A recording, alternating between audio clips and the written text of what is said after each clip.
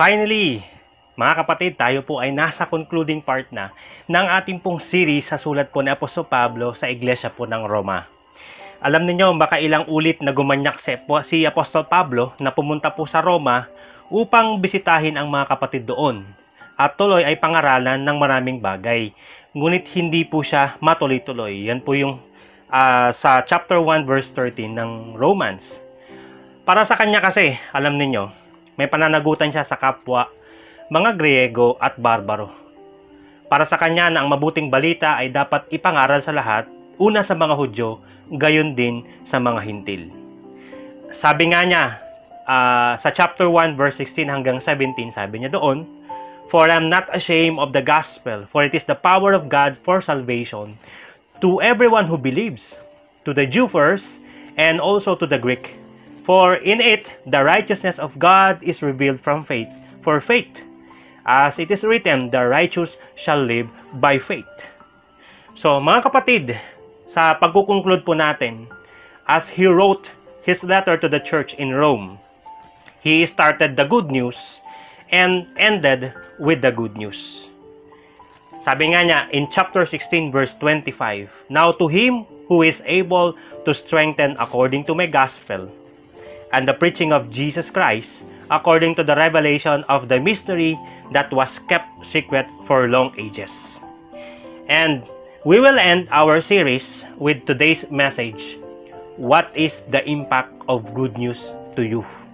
Ano nga ba ang impact sa atin ng mabuting balita? Tayo po muna manalangin. Aming Diyos, salamat po na sa pagtatapos po ng series po namin ng Aklat po ng Roma, ay tunay nga po, salamat Panginoon dahil po nagsimula po ang sulat na ito sa mabuting balita at ngayon po'y magtatapos po sa mabuting balita pa rin. Kaya po, as we discuss, ano nga po ba talaga o ano po ba yung naging impact sa amin? Naging dulot po ito sa amin ng mabuting balita. As we discover this, O God, as we tackle this one, help us through the Holy Spirit, O God, para maintindihan po namin ang lalim po ng mabuting balita pong ito. Ito pong dalangin po namin sa inyo sa pangalan po ni Jesus. Amen. Mga kapatid, tatlong bagay. Dahil sa mabuting balita, una, pinahayag ng Diyos sa atin ang hiwagang nalihim sa mahabang panahon upang manalig at tumalima tayo kay Kristo. Tandaan natin, we are all wretched. Okay? We are all sinners. No one seeks God. We cannot save ourselves. We need a Messiah to save us from our darkest situation. Oo, totoo. Kahit yung pinaka-darkest situation mo ngayon. Kailangan natin, alam po ninyong kailangan natin sa buhay na ito, isa pong tagapagligtas. Sa lahat ng sitwasyon natin. Maging ito man po yung material, pero higit sa lahat, spiritual. We need Messiah to bring us from darkness into light. Sabi nga na Apostle Peter, di ba? Tayo po'y hinugot mula po sa kadiliman papuntang kaliwanagan.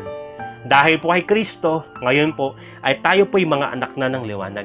Tayo po ay tunay nga dahil kay Kristo, yung matagal ng lihim sa lumang tipan, patungkol po sa Misaya na ito, ay ipinahayag sa panahong ito. At alam po ninyo, importante na dahil sa pagkakahayag po na itong misteryong ito ng kaligtasan, ay dapat na maintindihan natin na ang tanging mabuting balita ni Kristo ang siyang tanging nating kailangan upang tayo po ay maligtas.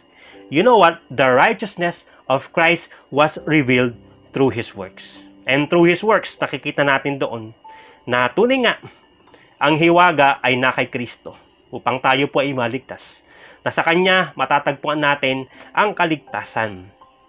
Yun po yung pinapahayag po ng mabuting balita. Pangalawa, dahil sa mabuting balita, pinagtibay ng Diyos ang tungkol kay Hesukristo. Sabi nga natin, di ba, the mystery has been revealed. Okay? To us, that salvation is found in no one else but in Christ. Wala na pong iba. The good news told us that we can receive salvation by grace through faith in Christ alone. The good news told us that Jesus is the perfect sacrifice for our sins. the good news told us that Jesus is the propitiation to God's wrath.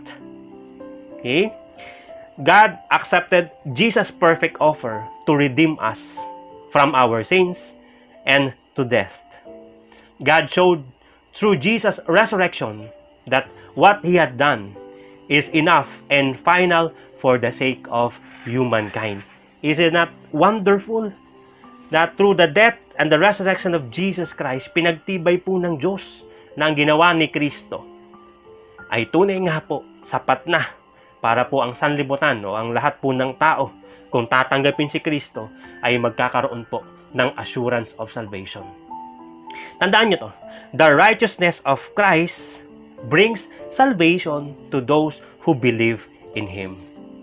At second one, at pangatlo, dahil sa mabuting balita, rangalan siya ng Ama.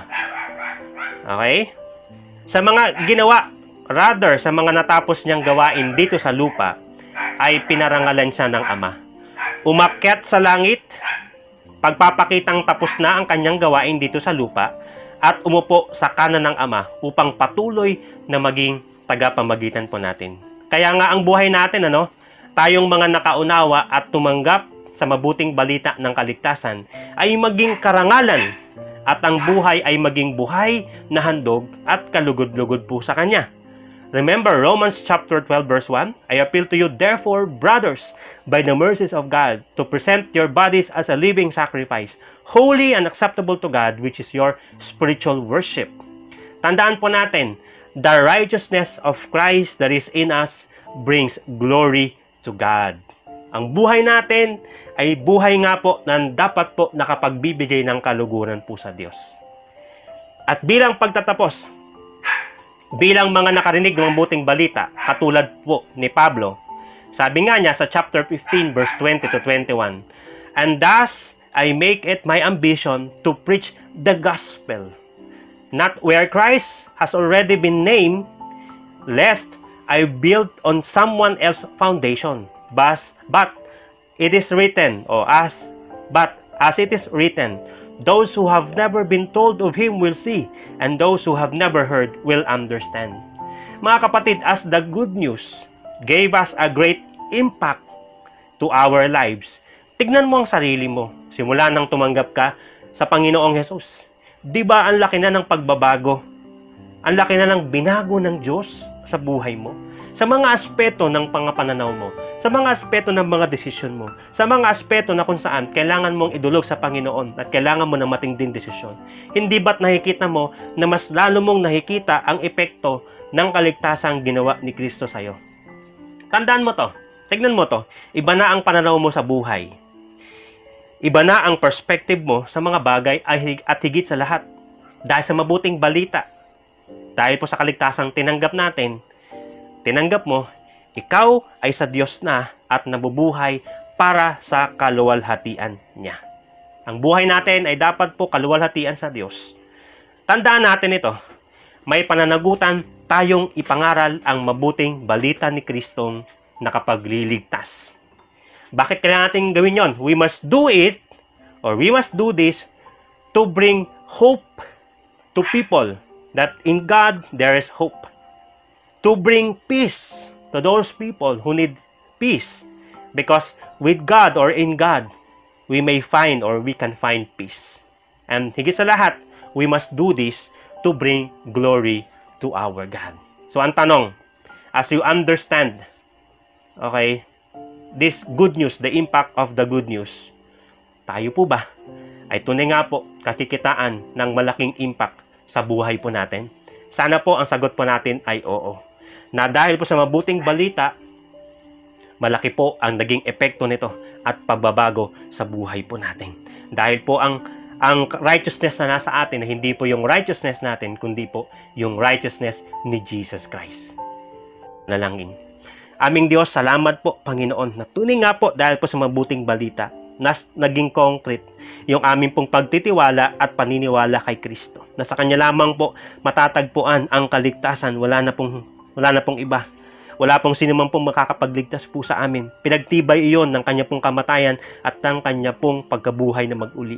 At ngayon, Panginoon, na kami po'y nakikinabang, kami po'y tumanggap na kay Kristo, ang buhay po namin ay magbibigay po ng karangalan sa mamagitan din po ng pagbabahagi po namin ng mabuting balita ni Kristo. Kaya po tulungan mo kami na tunay nga po, Lord, i-share po namin ito sa iba.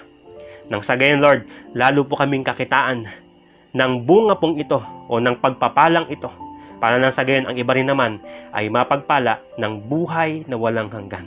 Ito po ang aming pong samot panalangin sa pangalan po ni Jesus. Amen. Amen po. So, share the gospel. Sa Diyos po magtiwala at hindi po sa tao. Magandang gabi po sa bawat isa.